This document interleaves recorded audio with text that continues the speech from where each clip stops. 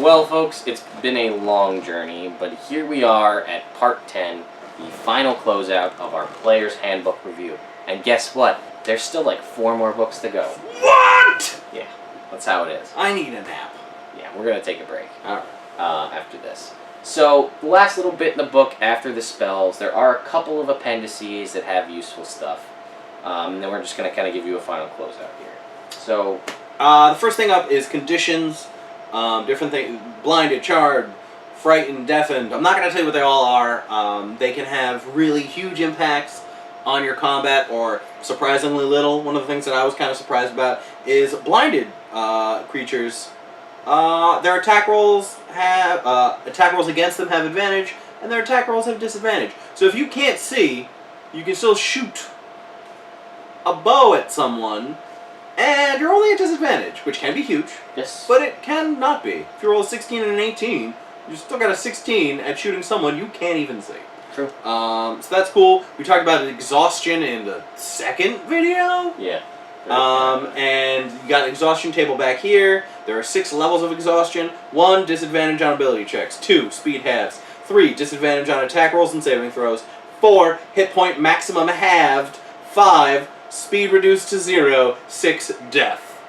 So Each time you rage as a frenzy, you go into a frenzy as a berserker, you get a stage of exhaustion. Now just check below and see how you get rid of levels of exhaustion. Current level of exhaustion of low levels, for example, creatures level 2, speeds have the answer. Finishing a long rest reduces a creature's exhaustion level by 1.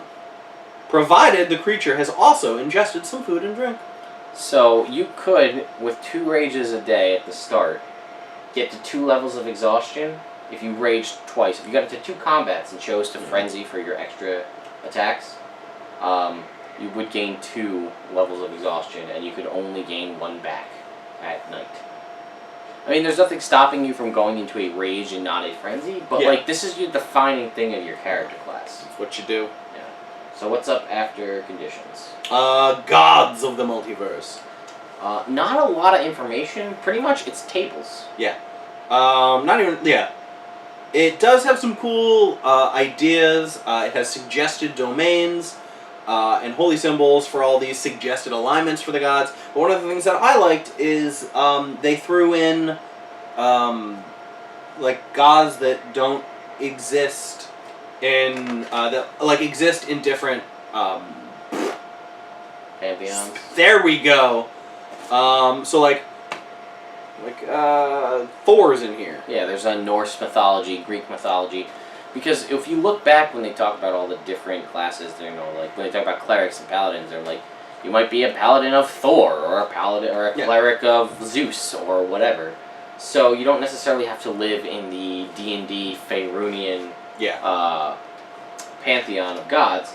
And again, it's all suggested alignments, suggested domains. There's nothing stopping you from picking a god and any domain and be of any alignment, really. I mean, other than potential role-playing purposes, and then the DM as the god making decisions against your character or for your character. Like, you could be a chaotic, evil life cleric of Thor. It's true. Which makes no sense, but you can do it. I mean, again, other than, like, the strictness of your DM saying, like, yeah, that's not going to happen. Yeah, we're not going to. So what's after Pantheons of Gods? Planes! So there's some very basic information about the different planes of existence. And not airplanes in the night sky like shooting stars. Like planes of existence. Right. There's more information in the Dungeons Master's Guide. We'll get to that when we get there. And then after that is very basic animals, and I think after that is very basic... Nope, that's it. That's it. Yeah. Basic animals and a couple enemies that you would need if you were actually playing through. Like, they have zombies in here, so if you are a cleric and you want to play through and you only have this, you can still summon your zombies, etc. Yeah, it's pretty much your animals, your basic... Pretty much anything that you would have and or summon. So you've got your animals, you've got anything that would be familiar, and then you have things like skeletons and zombies. Yeah. You could potentially fight these if you wanted to be a very limited early level campaign, first or so level. The other part of that is, though, check the monster manual The Monster Manual came out after the Dungeon Master's Guide, and they changed and added some features to several of the animals and creatures back here that could be very beneficial to you, especially if you chose to take one as a familiar. Mm-hmm. There are additional benefits, so check the Monster Manual. But yeah, that's pretty much it for the book itself. Yeah. Did you have any final thoughts on the Player's Handbook that you wanted to have before we close this? The art in it, in general, is awesome. Yeah. There's some really cool pictures, some really cool stuff, which they do in most D&D books. But yeah, everything is great except for the halfling head. Gigantic. They look real weird. To that point, almost all of the classes that they show, Mm-hmm. the pictures for the classes are almost all humans or elves. Yeah, oddly. There's very few. I don't think there is a single gnome, halfling, I don't think so. Yeah, there's no gnome or halfling as any of the standard art for any of the classes. I don't believe. There's a half-orc as a paladin. There's a dragonborn and the sorcerer. Yeah, and There's a drow as the wizard.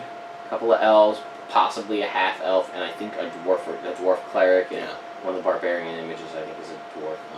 Well, one was a human. Yeah, so not. It's just interesting. You have. So basically, the only art you have for the halfling is the halfling image art, and potentially the dexterity, like pickpocketing art up above, but that we don't really know if that's a halfling or a gnome. I'm gonna guess halfling, but solid book. Oh, fun fact. Newer versions of the book I've heard actually come with the errata printed in it. Oh. New versions that are out right now. Another thing is, you may run into what I ran into when I bought this book. My book the binding started separating from the book itself, and the pages just were falling out. So I said, you know what, Wizards, I really like your product, I really like your stuff, can you please fix this for me? And it turns out, they flat out told me, yeah, it was a mistake in some of the manufacturing of some of our books, the adhesive was poor, so the pages started to come right out of the book. So what they actually had me do was send the book back to them. Pay for shipping, which was unfortunate because then I was without my book for like weeks. And I mean, all they had to do was just send me another book. I mean, I could have just went to got a binder and just bound the thing and had that instead. But they told me right off the bat, they were like, listen, we're really sorry that this happened to you. We're going to try to make it worth your while and give you something to make up for it. And, like, I'm pretty excited because I'm like, what could they give me? They could give me, maybe they'll give me, like, one of the boxes of minis. Like, they have a set of minis that costs, like, $20 and it has, like, 4 minis in it. I was like, that'd be really cool. Be nice. And then, like, I started getting really into my head about different things they could send me and what I didn't send in the email. Maybe if I said this in the email, I'd get this. Yeah. I was thinking about telling them how I really love the Harry Potter card game. Maybe I'd end up with some Harry Potter cards. I don't know. Who knows? But you want to tell them what I got? No. Okay.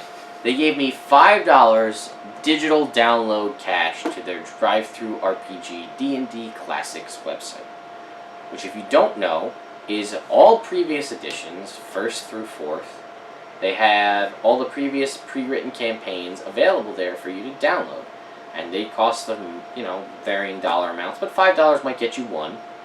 And I traded in my 5th edition Player's Handbook to get it fixed, and they gave me $5 digital cash for 1st through 4th edition games. So really, books they knew he didn't need. Yeah.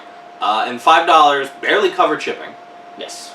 So he lost money on the deal because he spent $5 to get the new book, and then got $5 he didn't need. Now, digital cash. They have since added some 5th edition stuff to the D&D Classics website. However, all of that stuff is play-tested stuff, and none of it has been updated to the actual... As far as I know, as per the last time I went and checked the site, I haven't checked it recently, so, let me know if I'm wrong. But all the stuff was early, like 2 years ago, playtest. And all that stuff, none of it was updated to match any, like, the enemies, the challenge ratings, the abilities and different spells and things were not updated to this current version and, like, the actual final version of 5th edition.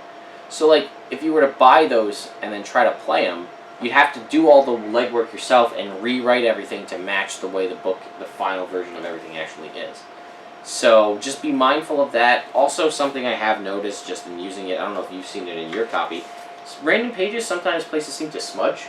Yeah. Like there's smudging on the text and stuff Yeah. like that.